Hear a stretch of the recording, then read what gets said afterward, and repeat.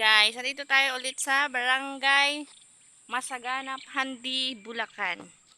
So, papunta tayo ng Masaganang High School. Ito po yung daanan ng Masagana papuntang school. Ayan. Napakaganda ng lugar na to, wala akong masabi. Ayan. Medyo mainit na po. Nandito ulit si Bisayang babae. Ang Bisayang babae.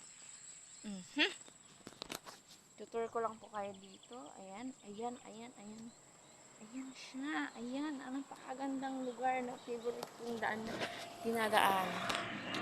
So, ayan. Kunti lang po dumadaan dito. Medyo naglalakad pa rin ako. Pinagpapatuloy ko pa rin yung aking exercise in the hallway. Ayan. Nag-exercise po ako. So, ayan. Binablog ko pala tong aking lugar ng aking going to Masagana. I love it. Oh, ganda ng lugar na to. Wala akong masabi. Ayun po yung school ng Masagana. School. Ayan siya, oh. Ayan. Inikot-ikot ko na, ha.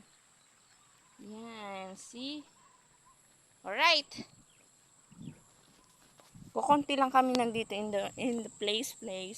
Parang meron dumadayo doon sa side ng aking motor. Ewan ko sino, di ko siya kalala. Kasama ko yata sa pag-exercise. So, ayan guys. So, ayan. Ang Bisayang babae, alam nyo ba yung parang ignorante sa isang lugar? Oy, inaamin ko talaga yon, ignorante talaga ako. Charot! Charot! Ayan. Medyo malayo na ako sa aking motor. So, yeah. Wala namang kukuha. Ano?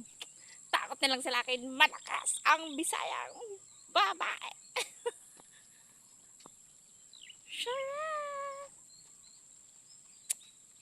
Medyo mainit na siya. Mainit na siya kasi ano oras na ba? Oh, 7:20. In the Wong Jen.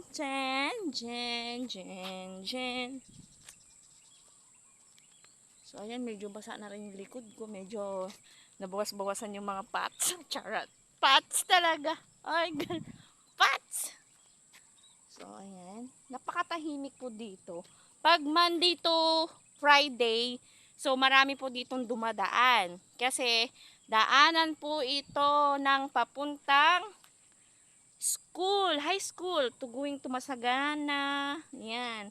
And may exit din po papuntang Malolos, Plaridel, this one. May exit po. Ito po yung pinaka-shortcut na daanan.